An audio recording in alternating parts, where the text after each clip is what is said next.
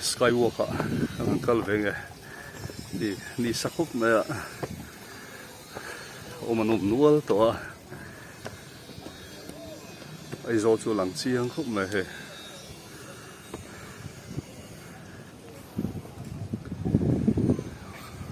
buthiam mai lo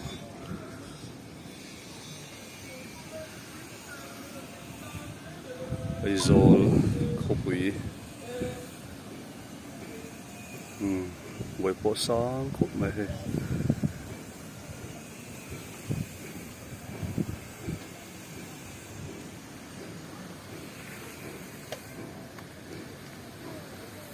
khi lại hiện gần kalp phi vẹn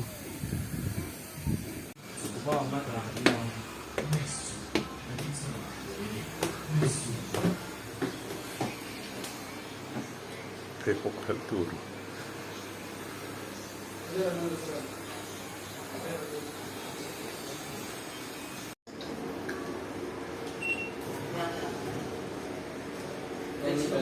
chêng giò bụi thùng ton chêng giò còn trôi á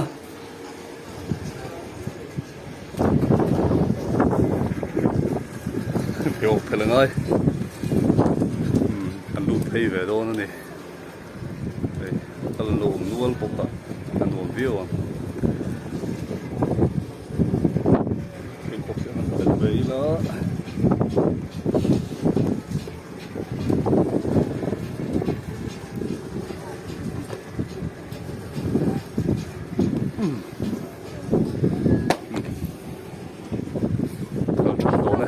Skywalk anh ôm em với ôi thật nan đâu em bông chưa sắp về đâu nè biết tóc rồi một sáng ấy vậy thật không thật bé anh sáu lù thấy cái này nó bằng rốt phun lẩu năn này lẩu đó rồi sáng thật khóc mày cái này khu khu ta fit sáng xuống này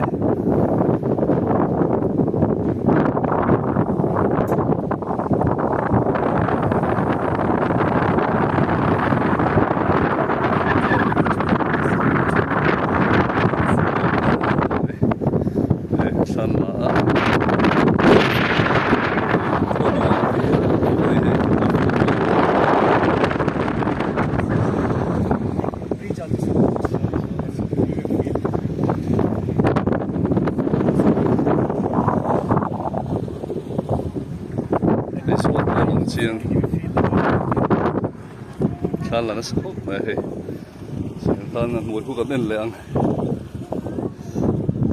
sang trà view à lão mi tan xuống thì rồi hai lão tan xuống thì anh kia đi thì glass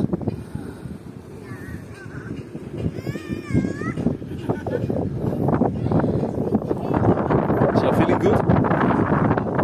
or it's a thrilling experience, huh? Yeah, it's a good experience. Anjaya, see.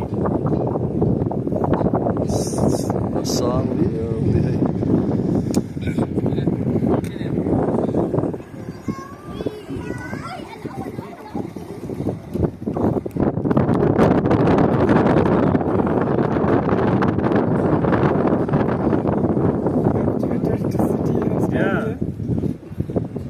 rồi sẽ đâu vì Just too scary.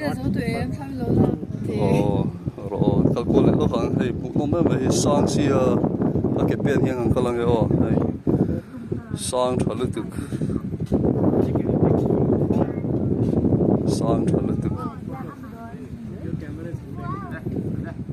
cuốn lẹng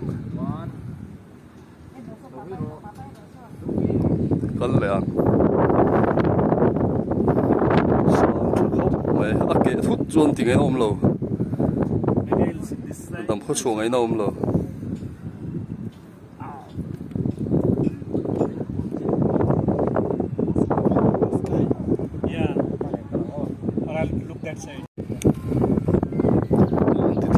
thì thà là nó sụp vậy đi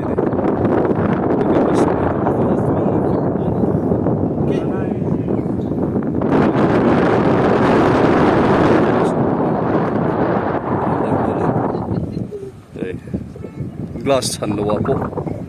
thli thona sabu si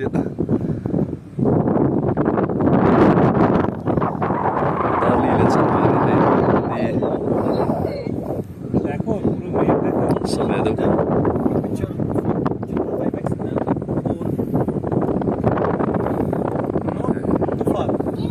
sang view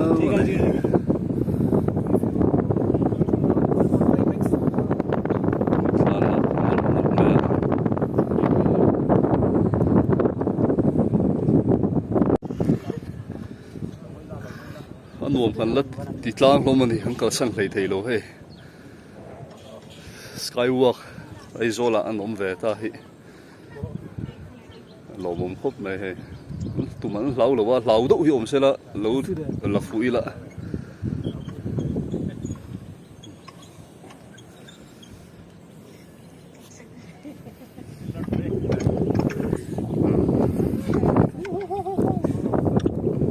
sang này người ta đánh một giọt này đâu này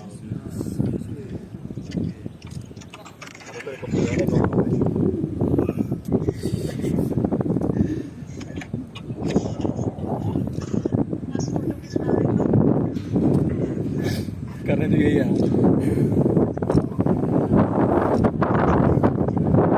करता हूँ मैं घर वालों को दिखाते हूँ ना ठीक है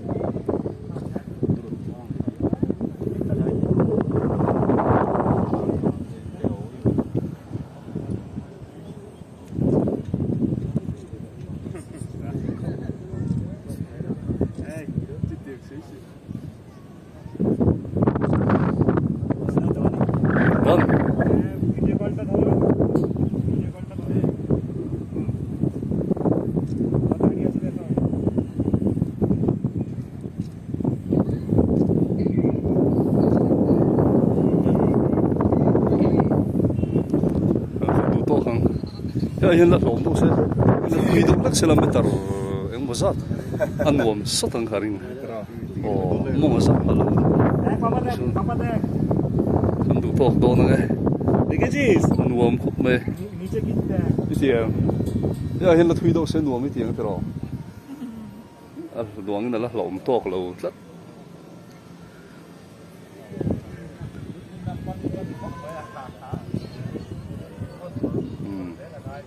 Skywalk, kalau sampai dengan nuam khop mai.